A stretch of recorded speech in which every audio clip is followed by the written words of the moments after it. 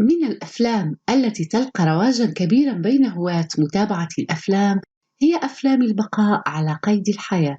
هذه الأفلام التي تتميز عادةً بقلة عدد الأبطال، لكنها قادرة على رفع معدل ضربات القلب وتعطينا وخزًا من الرعب الحقيقي. فلكل من يهوى هذا النوع من الأفلام فليبقى معي ليتعرف على قائمة أفضل 20 فيلم من أفلام البقاء. أنا غادة وهذه قناة تيفي فريكونسيز. تابعوني.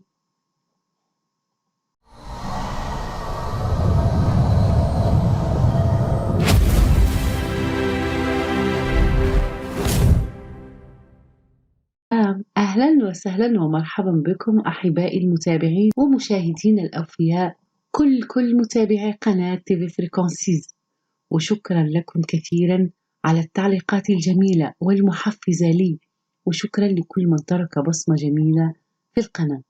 نعود إلى موضوعنا الذي سنستعرض فيه قائمة أفضل أفلام البقاء على قيد الحياة، وتبقى هذه القائمة من وجهة نظر شخصية، ويبقى لكم طبعا مناقشة هذه الاختيارات من خلال التعليقات على الفيديو. إذن أفلام البقاء كثيرا ما تتضمن البقاء على قيد الحياة في الظروف القاسية في البرية الشاسعة كالبحر، الغابة، القوارب، الصحراء وغيرها. في بعض الأحيان يتم إضافة تهديد أكثر عدوانية، سواء كان حيوانا جامحا لتذكيرنا بغرائزنا الوحشية ربما، أو إنسانا يتنافس على الموارد القليلة المتاحة. ومع ذلك فإن التهديد الأكبر الذي يواجه أبطال هذه الأفلام هو العزلة والحفاظ على الروح المعنوية والعقل حادا في مواجهة التحديات الهائلة. تابع معي فيما يلي قائمة أفضل 20 فيلم من أفلام البقاء على قيد الحياة.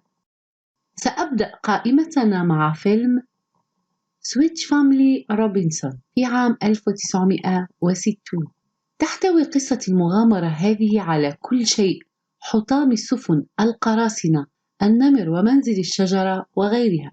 ويصنف هذا الفيلم أيضا من ضمن الأفلام العائلية.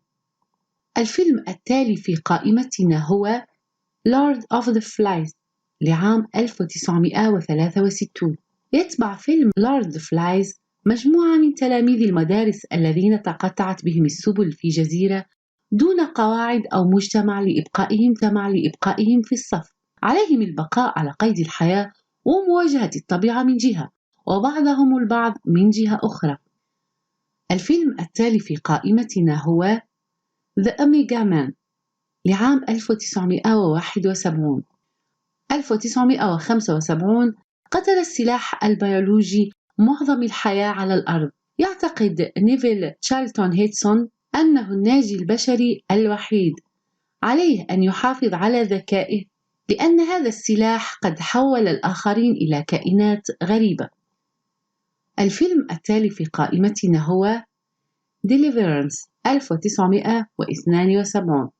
يروي فيلم Deliverance قصة الجنود عديمي الخبرة الذين ينتهي بهم الأمر في صراع ضد الطبيعة ومجموعة من السكان المحليين الذين يعيشون في الغابات الخلفية التي يسعون للسيطرة عليها. البقاء على قيد الحياة يتعين عليهم ركوب الزوارق وتخطي المنحدرات، إضافة إلى مخاطر أخرى. الفيلم التالي في قائمتنا هو The Blue Lagoon لعام 1980. في هذا الفيلم شابان يؤديان دور بروك شيلدز وريتشارد أتكينز. تحطمت السفينة وتركتهما وحدهما في جزيرة مهجورة. لقد تركوا هناك ليصنعا منزلا على الجزيرة دون قيود مجتمعهم. الفيلم التالي أيضا هو رامبو فيرست بلود 1982. ليس من السهل أن ننسى أن فيلم رامبو الأول ليس فيلما من أفلام الحركة، بدلا من ذلك إنها قصة جون رامبو المدرب المخضرم الذي يتعين عليه النجاة من مواجهة غير متوقعة. الفيلم التالي في قائمتنا هو اللايف لعام 1993. يروي هذا الفيلم القصة الحقيقية لفريق الريغبي في أوروغواي الذي تحطمت طائرته عاليا في جبال الأنديز والظروف غير العادية والمثيرة للاشمئزاز في بعض الأحيان التي كان عليهم تحملها للبقاء على قيد الحياة. أيضا معنا في قائمتنا The Edge لعام 1997. يلعب أليك بالدوين وأنتوني هوبكنز دور البطولة في فيلم عن رجلين نجيا من حادث تحطم طائرة في البرية في ألاسكا. عليهم أن ينجوا من البرد والحيوانات البرية، والشك في أن أحد الرجال نام مع زوجة الآخر ويستحق العقاب. الفيلم التالي في قائمتنا هو كيس أواي. يتلخص توم هانكس من شخصيته اللطيفة عندما يلعب دور موظف سابق في البنك الاحتياطي الفيدرالي غير مأهولة. عليه أن يتحدى العزلة وعناصر الطبيعة. شخصيا أنصح كل من لم يشاهد هذا الفيلم أن يشاهده. هذا الفيلم كان في عام 2000. الفيلم التالي في قائمتنا هو I Am Legion. ويل سميث يلعب دور عالم فيروسات يعيش بمفرده في مدينة نيويورك بعد أن يخرج فيروس كان من المفترض أن يعالج السرطان، ولكنه يقضي على معظم البشر. فعلى البطل أن يتحمل العزلة ويتفادى التحولات الشبيهة بمصاصي الدماء التي خلقها المرض. لكن هل هو حقا الناجي الوحيد؟ كان هذا الفيلم في عام 2007. الفيلم التالي في قائمتنا هو Hours 127. يروي هذا الفيلم قصة الحياة الحقيقية المروعة لعشاق الهواء الطلق آرون ريلستون عند المشي بمفرده عبر كهوف يوتا، حيث علق ريلستون تحت صخرة وعليه معرفة كيفية البقاء على قيد الحياة أثناء عدم قدرته على الحركة. هذا الفيلم كان في عام 2010. الفيلم التالي في قائمتنا هو The Grey ل 2011. من الصعب للغاية النجاة في الحياة البرية في ألاسكا بعد تحطم طائرته، لكن شخصية ليام نيسون في The Grey لديها شيء أكثر ترويعا لمواجهته مجموعة الذئاب التي تتعقبه. الفيلم التالي في قائمتنا هو All Is Lost، حيث حصل روبرت ريدفورد على الكثير من الإشادة لأدائه الفردي الصامت. يلعب دور بحار بعد اصطدام قاربه بحاوية شحن فقد في البحر بدون اتصال أو معدات GPS. عليه أن يرتجل تقنياته الخاصة من أجل الحصول على المساعدة. الفيلم التالي في قائمتنا هو The Revenant لعام 2015. فاز في هذا الفيلم ليوناردو دي كابريو بأول جائزة أوسكار له كأفضل ممثل. إنه يروي قصة أحد رجال الحدود الذي ترك ليموت، ولكن ليحيا ويتمكن من الخروج من البرية بمفرده. عليه تجاوز كل أنواع الرعب في هذه العملية. أيضا الفيلم التالي في قائمتنا هو The Martian لعام 2015، استنادا إلى رواية نشرها أندي وير تروي قصة عالم نبات يلعبه مات ديمون تقطعت به السبل على الكوكب الأحمر. عليه أن يكتشف كيف يمكنه البقاء على قيد الحياة لفترة كافية لعودة فريق الإنقاذ أو ربما إلى الأبد.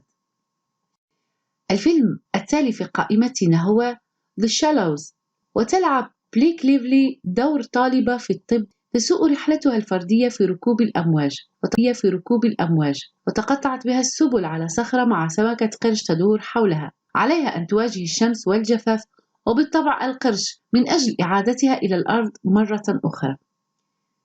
الفيلم الموالي في قائمتنا هو أدريفت ل 2018. يوافق شابان واقعان في الحب على الإبحار على متن يخت بطول 44 قدما عبر المحيط لإيصاله إلى زوجين ثريين. ما الخطأ الذي يمكن أن يحدث؟ حسنا، إعصار واحد، وبعد أن تضرب العاصفة يضيع القارب في البحر ويتحول الفيلم من قصة حب إلى قصة نجاة. وفي أعلى هذه القائمة فيلم كراول ل 2019. تدور أحداث الفيلم حول امرأة شابة ترعى والدها الذي لا يستطيع مغادرة منزله أثناء أمر الإخلاء بسبب العاصفة. يجب أن يعيش الاثنان بينما ترتفع مياه الفيضان في المنزل ويمسح عملاق من شق طريقه إليهما. لن أواصل سرد الأحداث لكي لا أفسد متعة المشاهدة لمن يشاهد هذا الفيلم لعام 2019. في النهاية لا تنسوا إعطاء آراءكم حول هذه القائمة وترتيب الأفلام وإن كانت لديك وجهة نظر مختلفة فشاركنا بها من خلال التعليق أسفل هذا الفيديو. شكرا لكم على مشاهدة قناة TV Frequencies. سنسعد باشتراكك في القناة وإعجابك بالفيديو ومشاركته وتعليقك عليه. دمتم أوفياء، إلى اللقاء.